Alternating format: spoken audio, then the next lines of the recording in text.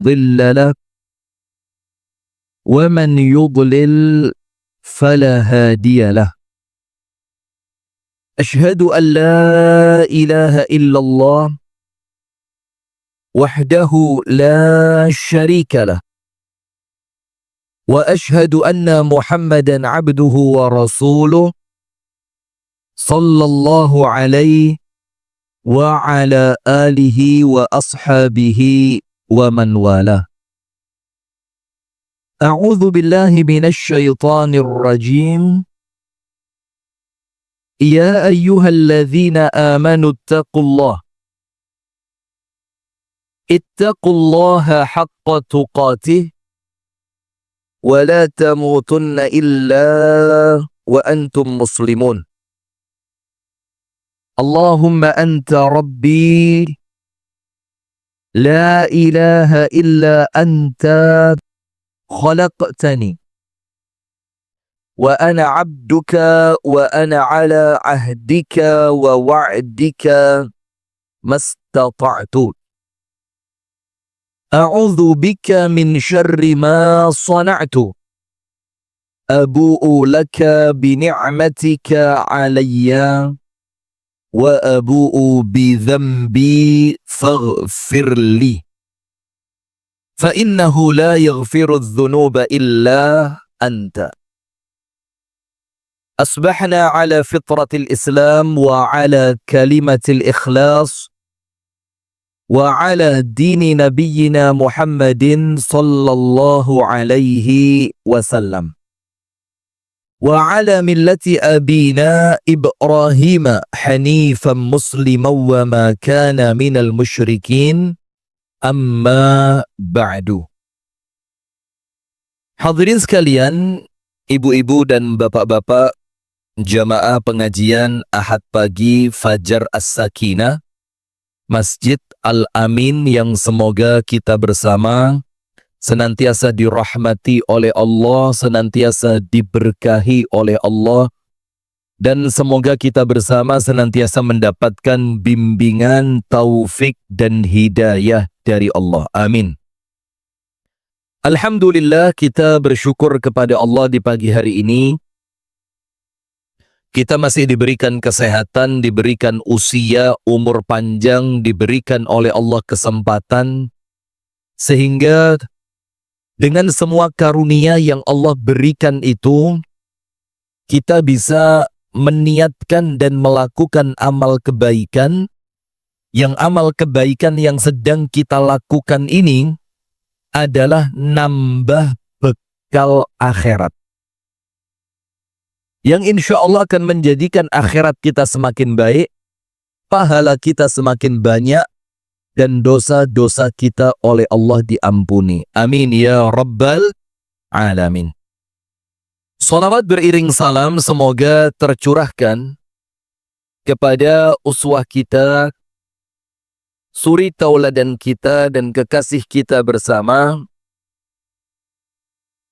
Nabi Agung, Nabi Besar, An-Nabi Muhammad Sallallahu Alaihi Wasallam, beserta seluruh keluarganya, beserta seluruh istrinya, beserta seluruh sahabatnya, dan seluruh di antara umat dan pengikutnya yang setia menjalankan sunnah, tuntunan dan ajarannya ila yaumil qiyamah. Hadirin sekalian, di pagi hari ini saya membagi materi menjadi dua. Karena ini juga kita menyambut datangnya bulan Ramadan, maka tentu menjadi penting untuk kita punya persiapan yang matang. Salah satu yang perlu kita persiapkan dengan matang menjelang Ramadan itu adalah persiapan hati. Di mana hati ini, kalau dia dipersiapkan dengan baik menjelang datangnya Ramadan, maka insya Allah dengan baiknya hati, maka amalan-amalan Ramadan itu akan katut baik. Tapi sebaliknya, Kalau kemudian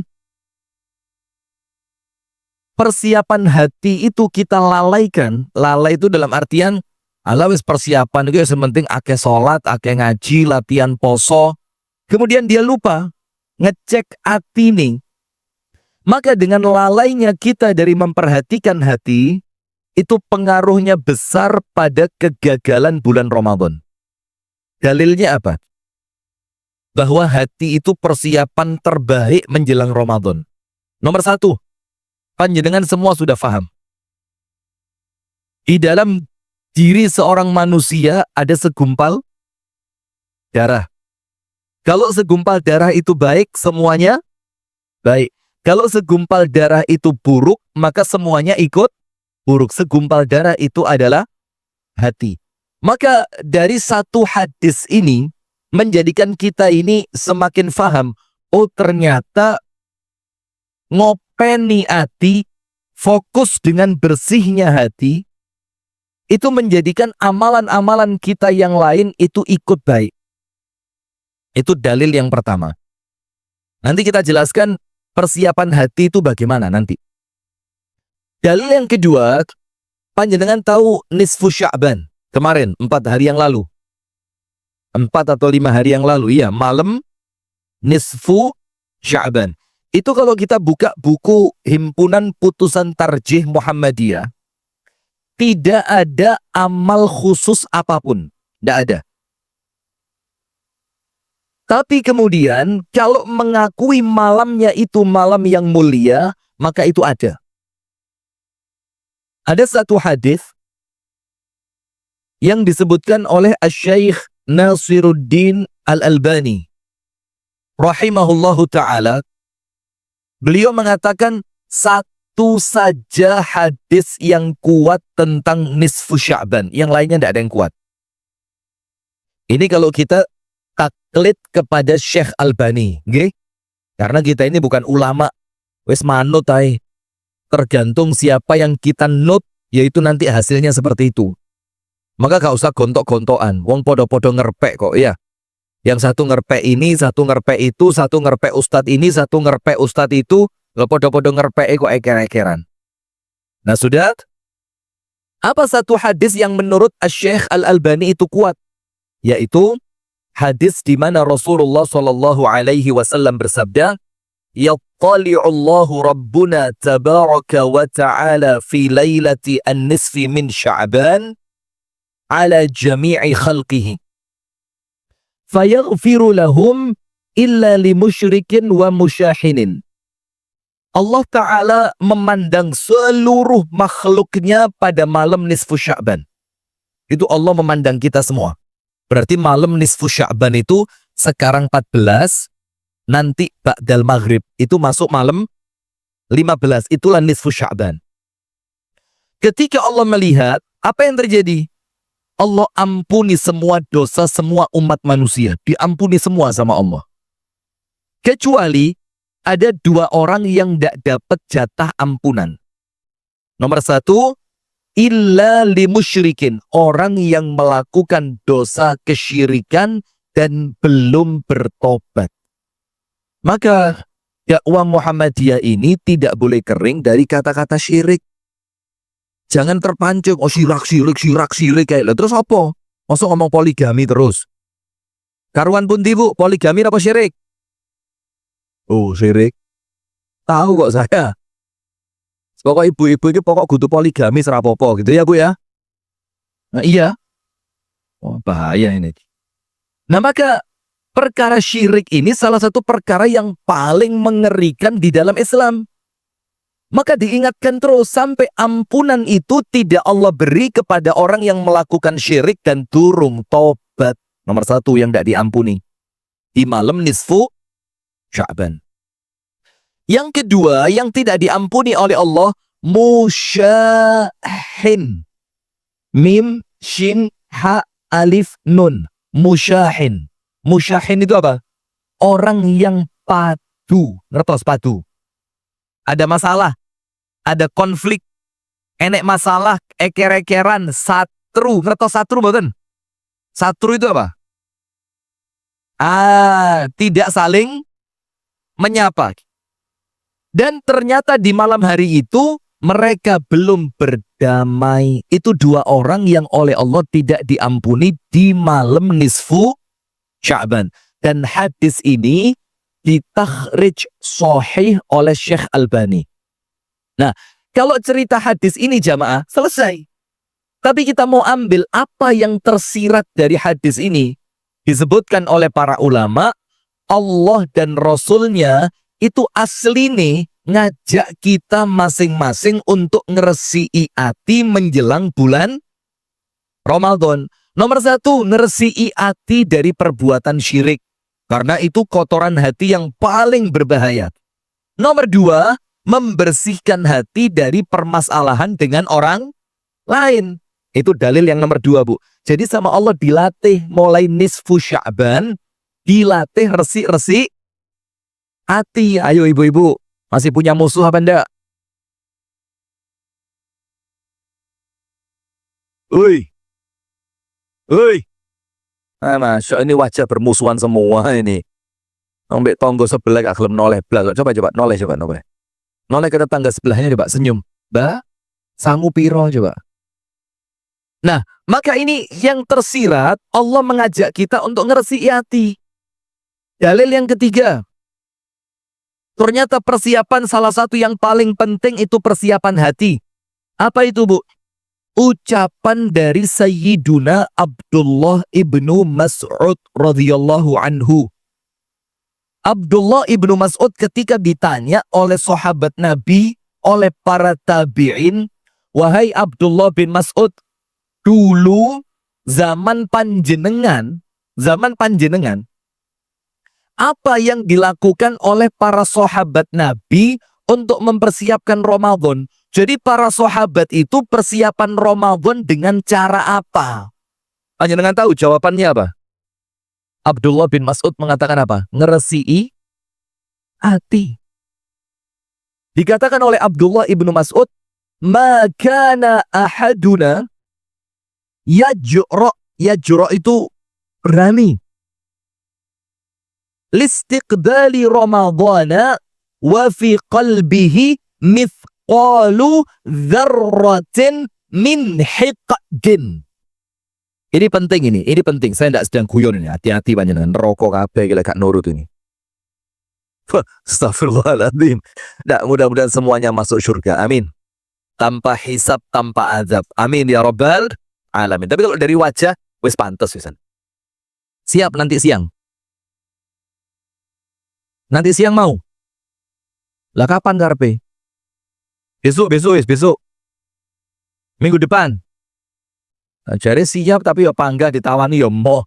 Nah sudah, maka kata Abdullah ibnu Mas'ud, tidak seorang pun di antara kami, para sahabat Nabi, itu berani ketemu Ramadan, wani ketemu Ramadan, padahal di dalam hatinya masih ada setitik kebencian kepada orang Islam. Itu para sahabat Nabi tidak berani. Maka mereka kalau mau ketemu Ramadan, mereka itu betul-betul ngeresi'i hati, noto hati, supaya nanti Ramadan hati nih wis plong. Gila bang. Nah maka itulah ada doanya malaikat Jibril yang diaminkan oleh siapa? Doanya malaikat Jibril diaminkan siapa? Nabi Muhammad. Salah satu doanya apa? Ya Allah, ojo diterima Ramadhane, ibadah Ramadannya orang-orang yang masih punya masalah dengan orang tuanya dan belum saling memaafkan. Apa jawabannya Kanjeng Nabi Muhammad? Amin. Terimalah doanya malaikat Jibril ini ya Allah. Nah berarti kalau panjenengan melbu Ramadan, atine durung diresi'i, ya sudah. Ramadan itu hanya akan menjadi tumpukan amal fisik, gak melbu nang jerone ati blas. Rugi. Napa? Rugi. Nah sekarang 3 amalan untuk ngeresi'i hati supaya Ramadannya enteng, penak, ketemu orang di masjid gak enek masalah, ketemu si fulan senyum, nanti disuguhi ngene atine yo serapopo, disuguhi gitu alhamdulillah. Jadi gak ngerundel ay. Amin bengi pecel tumpang ay. Tapi alamin dah alamin. Alamin ini salah satu masjid yang memang terjamin lah panjenengan di sini saulan, pulang berat badan naik. Apalagi ketambahan panjenengan daftar iktikaf, malah manja era malah amin iktikafnya ini ya. Wah enak, itu mesti nanti pengumumannya apa? Menu buka puasa hari ini sop daging empal. Wih, itu al-amin banget itu. Nah, maka dengan itu jamaah, ketika panjenengan ketemu Ramadan atine sampun resi, itu ibadah enteng. Ketemu wong Islam gak musuhan, digawe ngaji penak, digawe terawih imamnya dowo oke, imamnya pendek oke, ada kultum terawih lah kok kultum kuliah 70 menit oke, ada yang kultum kuliah terserah antum oke, wes atine penak gak protes blas.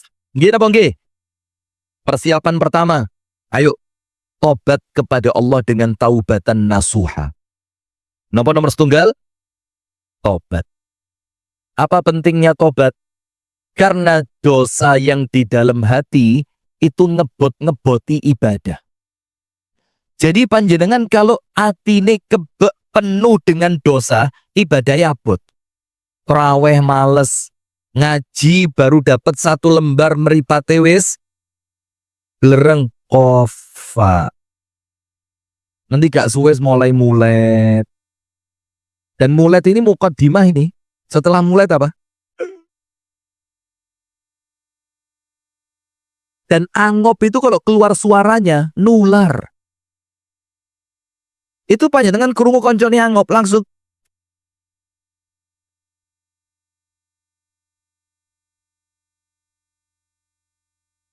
nular. Ayo yang angop-angop itu minimal 4 ton.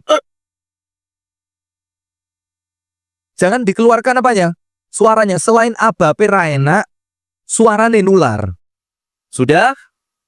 Maka orang itu kalau hatinya masih penuh dengan dosa, ibadahnya gak nyaman. Sementara kita semuanya tahu, Ramadan bulannya beramal. Nggih apa nggih?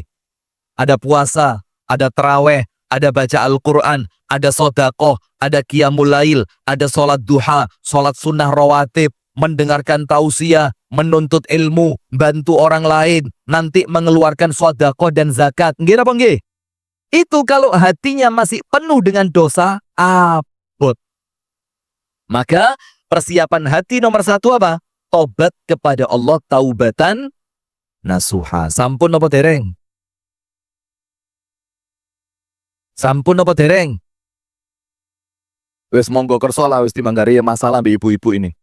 Persiapan kedua, jangan sungkan ataupun segan atau gengsi untuk minta maaf. Jangan segan. Ojo isin. Karena apa? Masalah kita dengan orang lain itu menjadikan amal kita sama Allah tidak diterima. Apa dalilnya? Ada satu hadis sahih riwayat Imam Muslim. Setiap hari Senin dan setiap hari Kamis itu ada Allah mengangkat amalan ke langit. Nggih napa nggih? Jadi ada amalan itu diangkat mingguan, bulanan, tahunan. Kalau mingguan itu amal kula panjenengan diangkatnya hari Senin dan hari Kamis. Plus amalan itu diangkat, dosanya orang tersebut oleh Allah dihapus. Nah, ketika malaikat itu naik membawa amalan seorang manusia, terus malaikat itu izin kepada Allah, ya Allah, ini amalannya saya laporkan. Ini dosanya ya Allah, kula busek nggih. Apa jawabannya Allah Ta'ala? Anziru lihadzaini. Wis, sik, malaikat, 2 orang ini amalane ojo dicatet dhisik. Dosane ojo dibusek dhisik. Jadi amalannya tidak terangkat, dosanya tidak terampuni. Anziru lihadzaini. Allah berfirman, wong loro iki entenono dhisik. Jangan dulu sekarang, tunggu dulu. Malaikatnya tanya, ila mata ya Rabbi, sampai kapan? Boten diangkat amalane, boten dibusak dosane. Sampai kapan kata malaikat? Napa jawabannya Gusti Allah? Hatta yastoliha. Sampai mereka berdua berdamai. Sampai kapan? Damai. Nah, maka persiapan nomor 2, Bu, minta maaf sama temennya. Mbak sepurane ya aku pengen nyicil ping 7 ngakune wis ping 15 loh Mbak. Ya Allah Mbak. Lah kalau ini gak cukup minta maaf ini ya bayaran ya. Bapak-bapak juga gitu, Pak. Jangan segen, Pak. Namanya wong urip mesti enek masalah. Salah paham, salah ngomong, niate guyon diterimone serius. Nggih napa nggih? Maka jangan segan minta maaf. Persiapan yang ketiga, noto niat. Noto apa? Niat. Apa pentingnya niat? Nah, seperti nanti. Itu kan panjenengan dapat kertas itu dari Masjid Al-Amin itu. Itu kan komitmen untuk mengikuti dan berdonasi dalam kegiatan Ramadan yang diadakan Masjid Al-Amin. Itu kan ada kertas komitmen. Nah, itu noto niat namanya. Sekarang contoh begini. Saya sodako. Ini uang saya.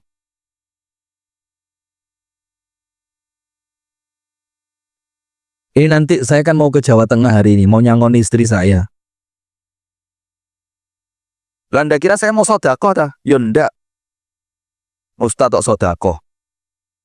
Ustaz pahalanya sakit. Astagfirullahaladzim. Panjenengan Ustaz kayak gini kok diundang ya Pak Samsul. Nah sudah. Maka begini jemaah. Panjenengan punya uang sekarang. Ada jaminan uang panjenengan tetap panjenengan miliki sampai besok? Tidak ada. Kalaupun uangnya tersimpan sampai besok, ada jaminan nyawa kita masih hidup sampai besok? Tidak. Maka disitulah pentingnya punya niat. Nah maka ngomong sama Takmir Al-Amin. Pak, niki kula nitip 100.000. Tapi komitmen uang 100.000 ini Pak, ini tolong digunakan nanti untuk kegiatan pada bulan Ramadan. Uangnya tersampaikan, jeret. Lah kok ternyata mudah-mudahan boten nggih, mudah-mudahan semuanya panjang umur.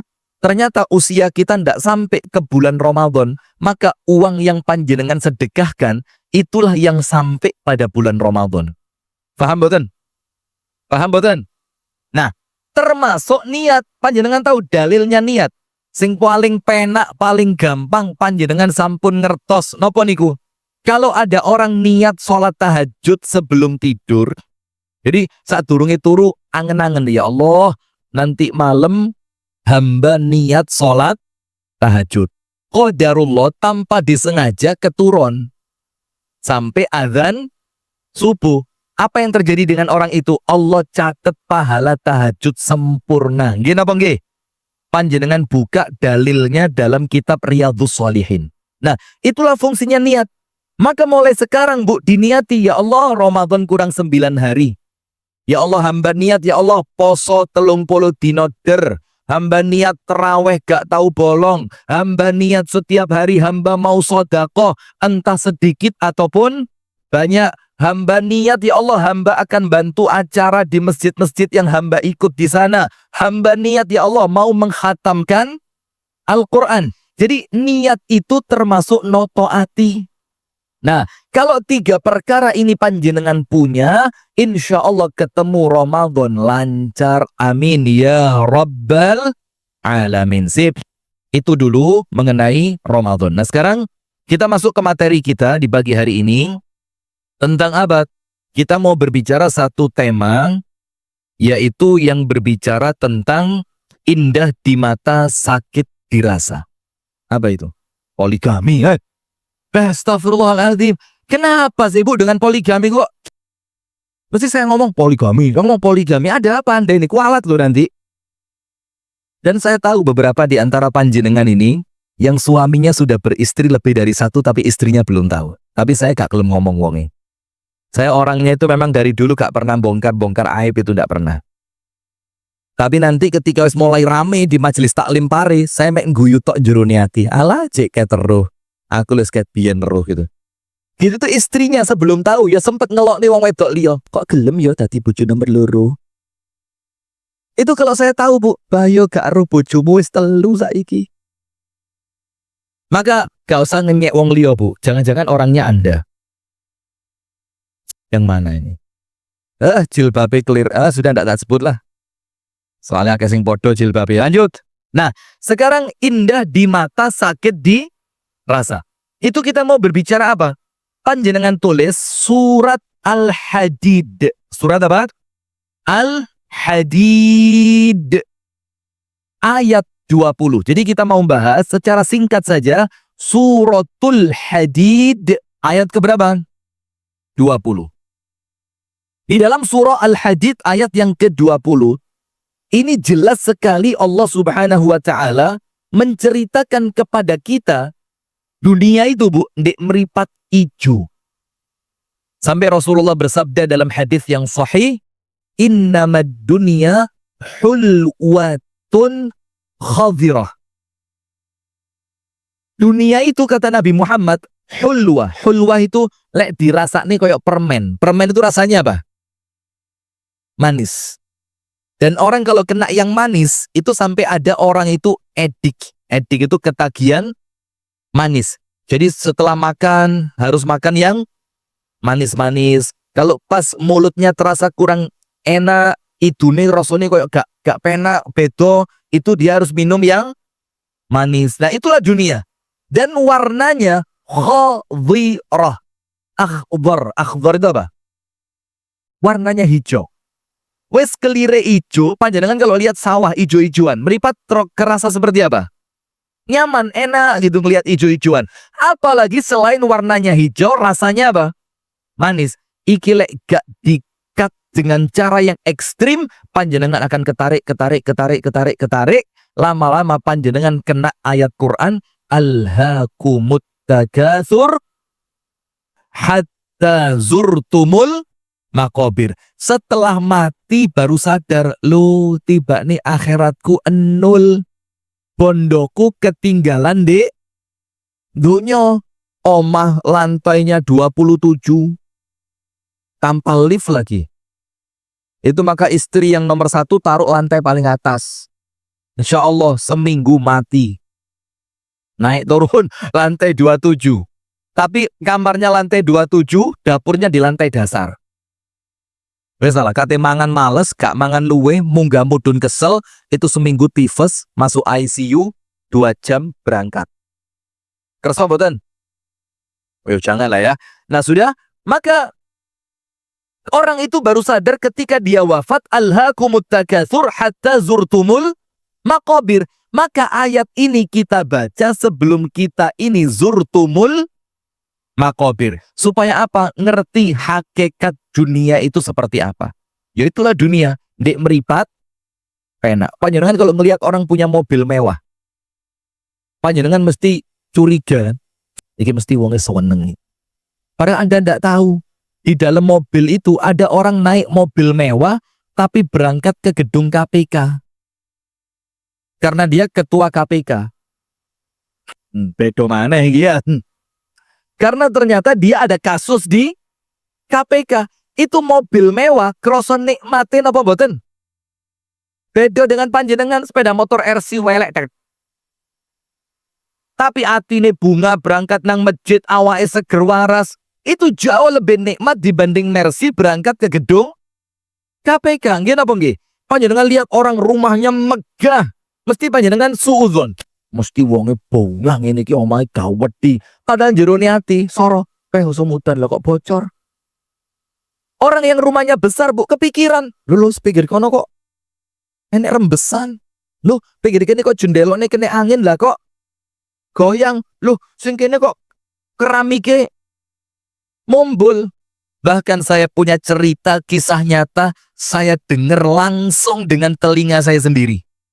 Ada orang kaya dekat dari sini, tidak jauh dari sini. Itu nyimpen batangan emas di mana, Bu? Nitil tembok dengan tangannya sendiri. Wong sugih luar biasa. Simpanannya itu emas batangan yang kiloan itu loh, Bu. Itu saking bingungnya lek ndekek duit, itu tembok kamarnya dipecah. Itu emas dimasukkan, ditutup pakai semen, diluluh. Setelah selesai, keramiknya dipasang lagi. Tik, tik, tik, tik, tik, tik, tik. Saya ngomong sama dia, lek ente mati mendadak, omahmu mbek anakmu didol, sing seneng sing nuku omah pas bongkar nemu emas.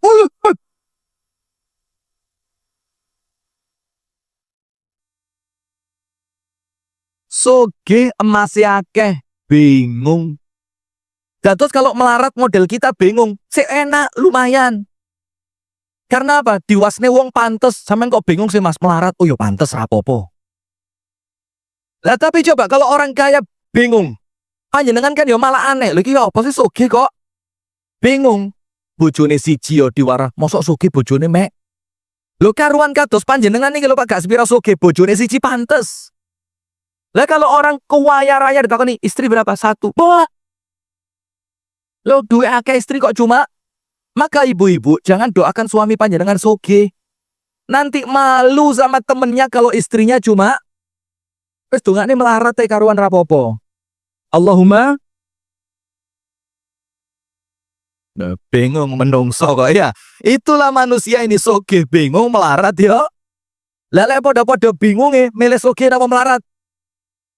Ya panggahi Masya Allah. Ya karuan milih sugih ya. Lah itu Ustaz bingung nyimpen duit, lah kene bingung utang duit. Karuan bingung nyimpen timbang bingung. Nah, sudah. Maka supaya kita tidak dipermainkan oleh dunia, Allah turunkan satu ayat lengkap. Satu ayat lengkap. Yang ayat ini kalau kita tadabbur perlahan, jadi bacanya itu jangan baca seperti orang khataman Quran. Lah kalau orang khataman ya jelas bacanya apa? Lebih cepat. Dan terkadang bahkan dia tidak perlu memahami arti karena targetnya sekedar apa? Khatam. Nah, tapi kalau kita mau tadabbur, maka perhatikan ayat ini dengan baik. Kita akan ambil beberapa pelajaran. Surat Al-Hadid ayat 20. Ayat pinten, Pak? Ayat pinten, Bu? 20. Panjenengan buka ten Google. Tulis saja Al-Hadid ayat 20. Allah Ta'ala berfirman, i'lamu. Berarti kita oleh Allah disuruh mempelajari. I'lamu. Dari kata ilmu. Ilmu itu apa? Ilmu itu sesuatu hal yang kita tahu dengan keyakinan. Itu namanya ilmu. Berarti istilahnya ayat ini, kulolan panjenengan kalian Gusti Allah dikengken mengilmui dengan ilmu yakin. Dengan ilmu apa? Yakin. Karena apa yang akan Allah sampaikan, Allah jamin gak mungkin salah. Oke? Maka yang pertama Allah berfirman, i'lamu. Ketahuilah oleh kalian. Ilmuilah oleh kalian. Yakinilah oleh kalian. Apa ya Allah yang kami disuruh mengilmui? Annamal hayatud dunya. Bahwasannya kehidupan dunia. Sekarang lihat kalimat annama. Annama dalam bahasa Arab sama kedudukan artinya dengan innama. Mau innama, mau annama, maka secara struktur kata artini podo. Artinya apa? Hanya. Artinya apa? Hanya. Berarti dunia itu tidak lain dan tidak bukan, tidak lebih dari yang Allah ceritakan ini. Yo hanya ini tok dunia itu. Tidak ada selain itu, tidak ada. Nah sudah, bahwasannya kehidupan dunia itu hanya nomor 1 dan nomor 2. La'ibun walahun. Permainan dan sesuatu yang melalaikan. Itu nomor 1. Dunia itu kata Allah apa? Main-main. Dan panjenengan perlu tahu. Yang namanya main-main, ingat gak? Permainan itu ada selesainya. Gini apa boten? Permainan itu ada selesainya.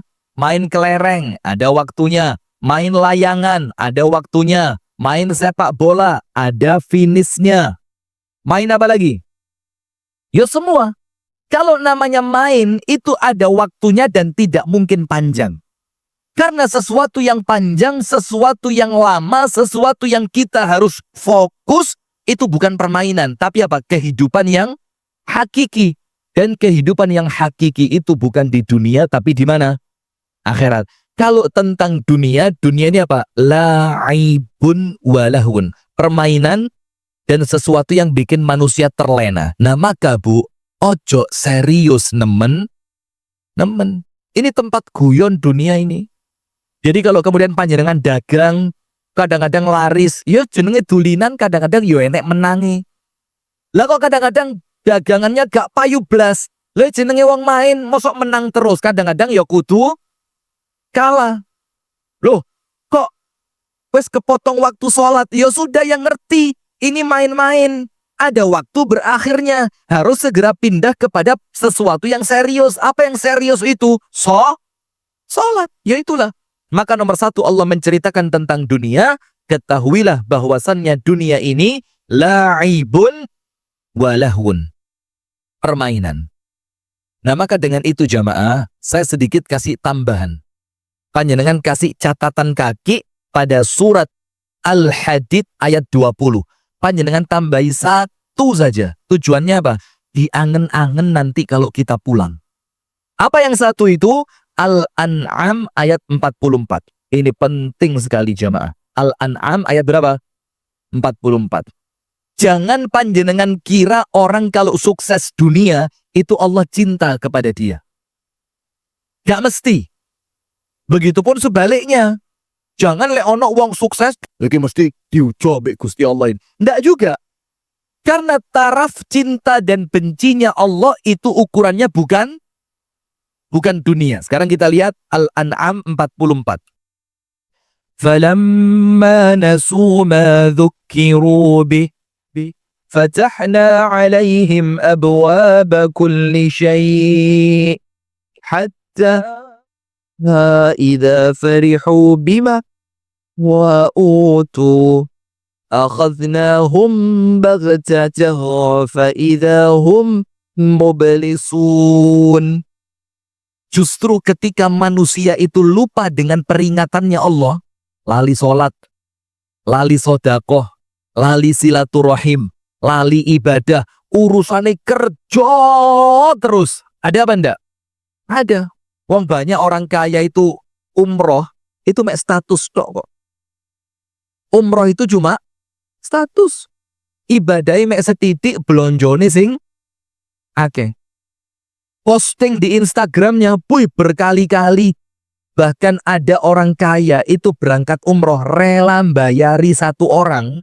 Khusus untuk apa? Videografer. Anda nggak ngerti videografer Anda? Nggak ngerti Anda, nggak ngerti Anda. Wes pokok khusus kayak motret video, momen-momen yang keren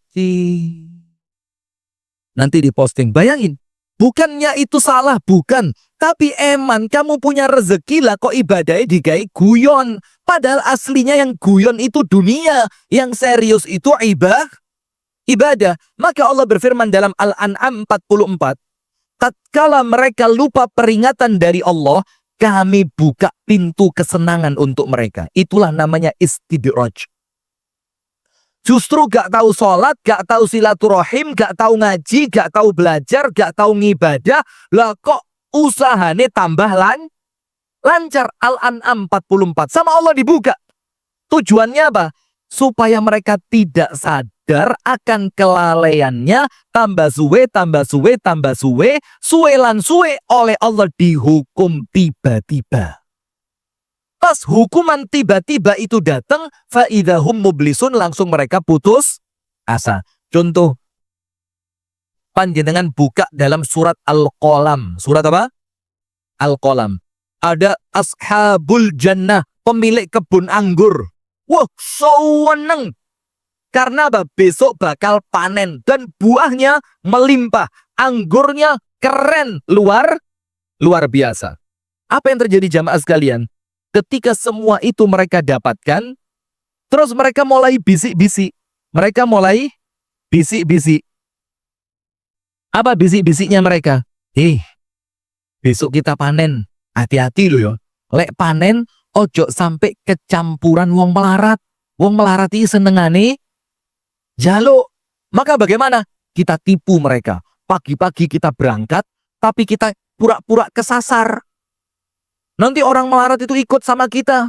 Lah kok ternyata kita ndak jadi panen. Lah nanti kita gantian panennya waktu malam, pas wong melarat wis mulai. Bayangin jahatnya mereka. Ternyata apa yang terjadi? Betul, mereka lakukan itu. Orang miskinnya tertipu, setelah orang miskinnya pergi, mereka berangkat ke kebun mereka. Apa yang terjadi? Kebunnya habis seperti tanah lapang yang tidak pernah sama sekali ditanemin sesuatu di situ. Sampai mereka bilang apa? Kudu iki, awake dhewe kesasar. Temennya bilang, loh, yo iki kebone awake dhewe. Temennya bilang, kudu, muter mereka.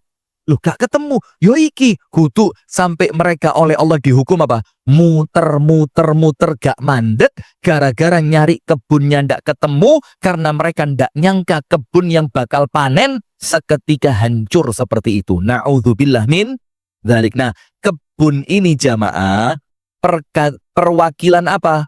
Toko. Perwakilan apa? Kandang sapi. Perwakilan apa? Kandang ayam, petelur. Masya Allah, masuk Pak Samsul.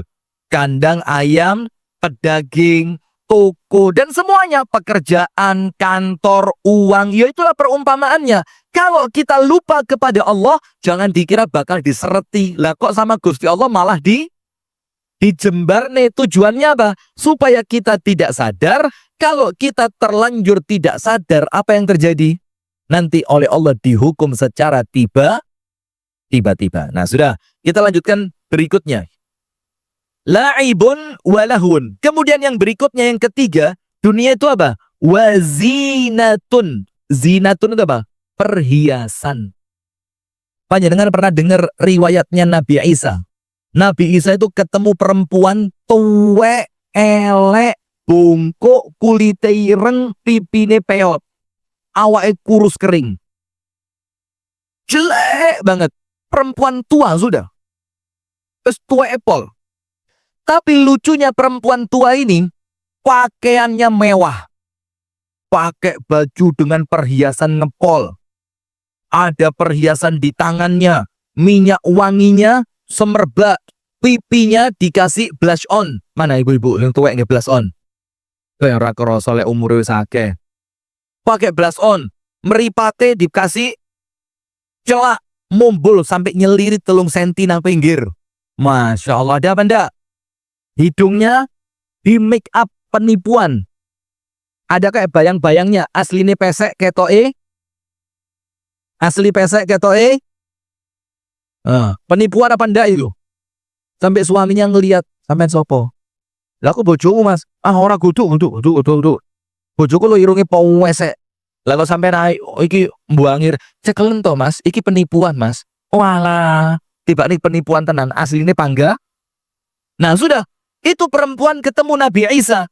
Nabi Isa kaget, Nabi Isa tanya, Mbak, sampai niki sopo? Wes tuwek, bungkuk, peot, perot, kuru, ireng, usia wes wake. Gak menarik blas. Lah kok panjenengan perhiasannya luar biasa seperti ini? Apa jawabannya perempuan itu? Ana dunia, aku ini dunia. Terus Nabi Isa tanya, loh terus fungsimu pakai dandanan semegah ini mau cari apa? Katanya perempuan itu apa? Cari suami. Loh serius bu? Jawabannya perempuan itu kepada Nabi Isa, cari apa? Wes tuwek kok dandanane menor. Cari suami. Nabi Isa tanya, ento wake. Tanya kan Nabi Isa penasaran. Model ini mosok ya entuk bojo. Kata perempuan itu apa? Dapat banyak. Karena mereka tertipu dengan perhiasan saya. Mereka lupa hakikat wajah saya yang seperti ini. Terus Nabi Musa tanya, Nabi Isa tanya, apa nasibnya suamimu? Matu kuwabeh mate. Kabeh mati. Nah, itulah dunia ini bu. Mek ketok perhiasan. Asli nih elek, dek meripat. Semua orang itu menginginkan apa yang belum dia miliki. Lek wis dimiliki, yo isine tinggal bosen. Gini apa nggih? Dulu awal menikah. Rapi. Oh itu hari pertama kan rewedek itu bayang nih malam pertama kok bengi lapo ya. Isin pora kira-kira ya Allah. Sampai ada yang nyeting, kok bengi pokok buka jilbabe kudu ndek jeding aku isin, aku lek buka jilbab dek kamar aku mau. Sudah. Setelah jalan 10 tahun. Ayune panggah, gantenge panggah, rasane Lo kok beto ini kayak tahu ya Anda ini. Masya Allah. Nah, itulah dunia ini perhiasan tok. Tapi hakikatnya perempuan tua, renta, peot, kuru, ireng, elek. Yang kalau dunia itu hilang perhiasannya, panjenengan akan melek ternyata, walah, Mbak Nika ini apa-apa nih. Itu loh dunia itu, zina, perhiasan. Wa tafakhurun bainakum wa takathurun fil amwali wal aulad. Dan isinya berbangga-banggaan. Ini ake ini, Pak.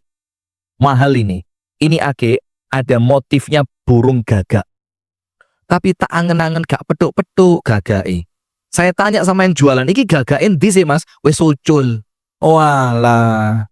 Lagi sisa apa nih? Iki kari susuane tok Ustaz. Oh, Masya Allah. Sudah. Sekarang lihat orang yang punya ake. Zaman dulu, zaman Pak SBY. Pamer bacan. Apalagi? Pancawarna. Punya Pak Joko itu apa itu? Apa merah itu namanya? Mira. Bisa juga ruby atau apa macam-macam. Padahal panggah hakikatnya apa? Watu. Hakikatnya apa? Watu. Tapi pamer. Iki ini tak tes nang bagian umbra. Kekuatan batu ini mencapai panggah watu. Terus orang yang ikut klub-kleban motor. Itu motor standar masuk apa enggak? Diguyu. Mesti ya isinya apa? Pamer. Pamer apa? Iki lo pelek kita genti. Iki pelek satu-satunya di Indonesia. Pelek gedebok pisang. Rainek sing duwe model ini iki. Iki sa Indonesia sing pedai peleknya teko debok ini aku toki. Nanti yang satunya lagi pamer apanya? Pamer lampunya. Iki lampu nih tak genti. Iya apa enggak? Ya itulah dunia ini. Orang bikin rumah. Dalam salah satu ciri hari kiamat, itu orang-orang miskin tapi saingannya dukur-dukuran. Oma, ya itu dunia ini. Hanya berbangga-banggaan pada harta dan anak.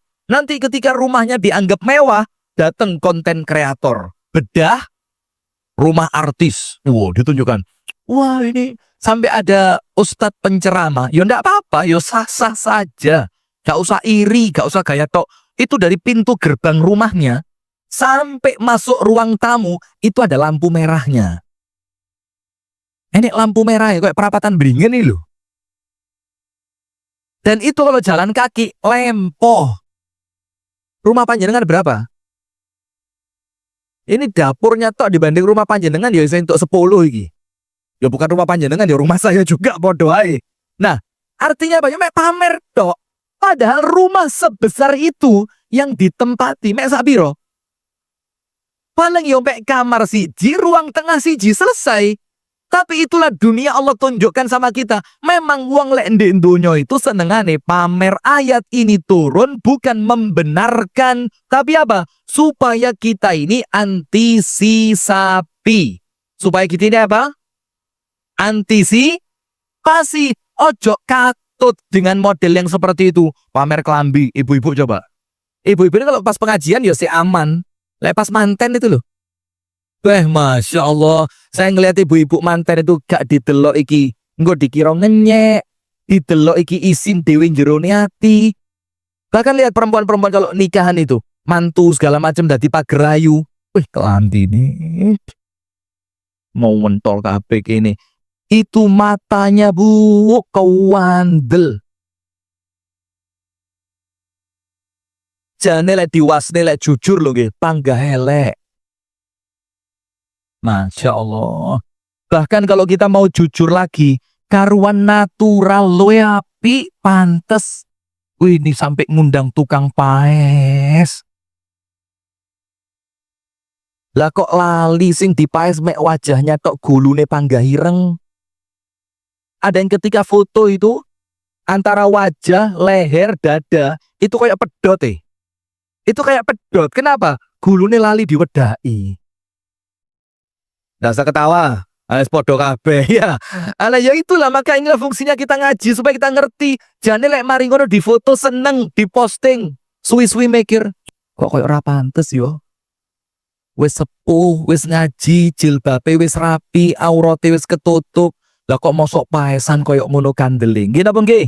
Nah, tapi itulah dunia. Tafakhur. Tafakhur itu apa? Senengane mek berbangga-banggaan di dalam harta dan anak. Kalau anak lihat, Pak, anak sampean kuliah di endi? Dia tanya seperti itu bukan karena kepingin tahu, tapi kepingin menunjukkan. Nanti kan ada pertanyaan balasan. Anak sampean kuliah di endi? Anu Pak, anakku yo anu durung gelem kuliah, padahal jane wong tuane yo ngenes, durung enek biaya. Nanti ganti dia tanya kan, anak sampean, Mas, anakku yo Jonis rata kuliah nih wong wis SMA iku pendapatannya wis 3 digit iki. Tapi lah ya opo lek gak kuliah iki kan pandai ya ora pantes yo. Akhirnya tak kon daftar ala iseng ngerti iseng sampean. Di Unbra iku lho, lah kok nomor 1 yo, Beh. Padahal ora niat ngono iku. Ayo model begitu enten mboten? Enten mboten? Mana yo siki wonge. Yo ini orangnya ini.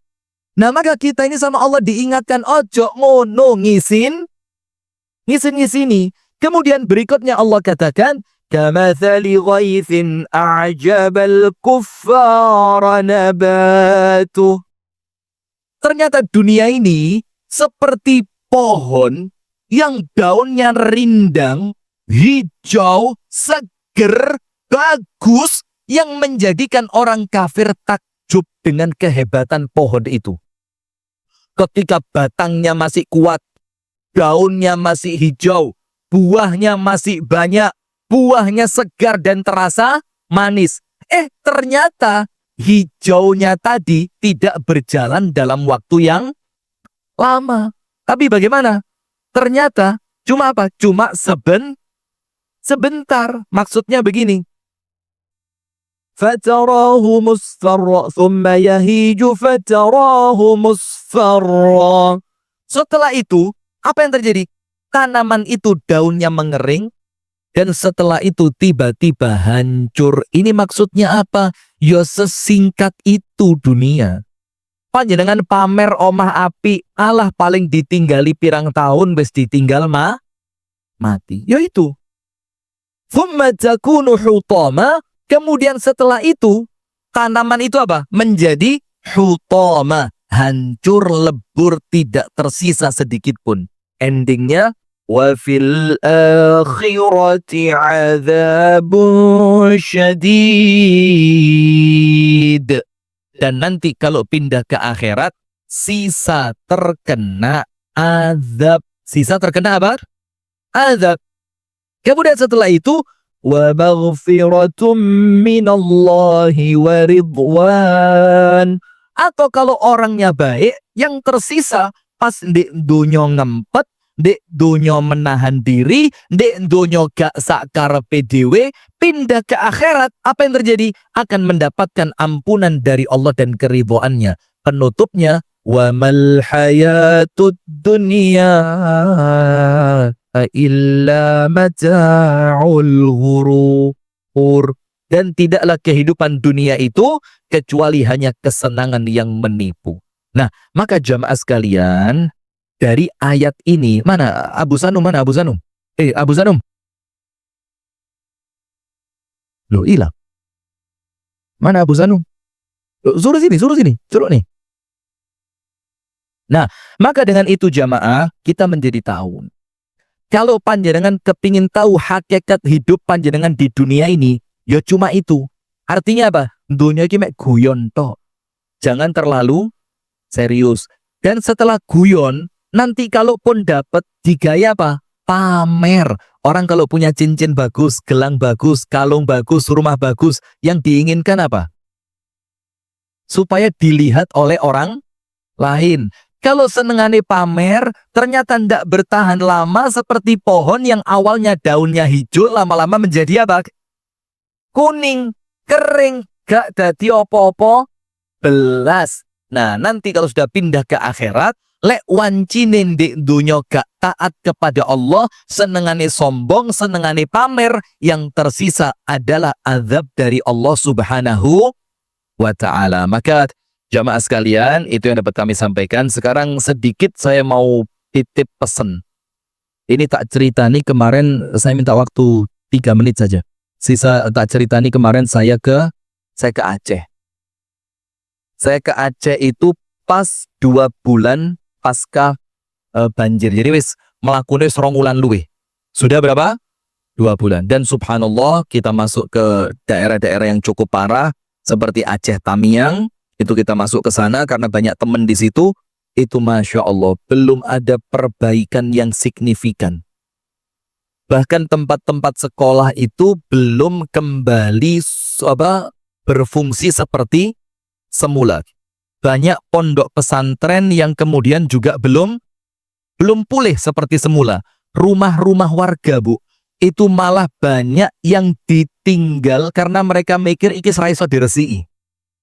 Karena banjirnya itu air membawa lumpur. Dan lumpurnya itu sampai 3 meter. Anda bayangin lumpur 3 meter itu masuk akal apa enggak? Dan ada di sebagian tempat lumpurnya 1 meter. Dan lumpur itu dilematis. Si teles dikerek ngilangine angel, lek wis garing atau si rakaruan. Sampai banyak di antara mereka itu yang kemudian mereka apa? Mereka meninggalkan rumahnya. Wis karuan relokasi saja. Nah maka dengan itu kami dan teman-teman di Sayap Dakwah Organizer itu berazam, berniat. Kita bikin di sana dapur umum. Di daerah Aceh Tamiang, kita pusatkan di Pondok Al-Hidayah. Itu pondok yang rumah kiainya sempat kintir itu loh. Karena orang sana kan rumahnya kayu. Itu rumahnya kintir, hilang 3 hari. Di hari yang keempat, omahnya balik. Balik, tapi awalnya di sisi sebelah barat, itu pindahnya ke sisi sebelah timur.